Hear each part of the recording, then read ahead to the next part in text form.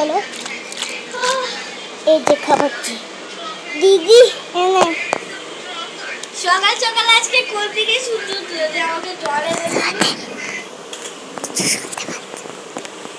তাই খানা খা কিচন কিন্তু তুই ভিডিও কেন করছিস? না কিচ্ছু না খা ঠিক আছে তাহলে আমার একটা ভিডিও শুট চলো খা খা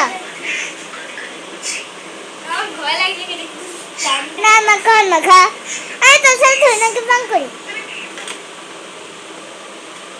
কি হয়েছে খা কি হয়েছে তোর কি হয়েছে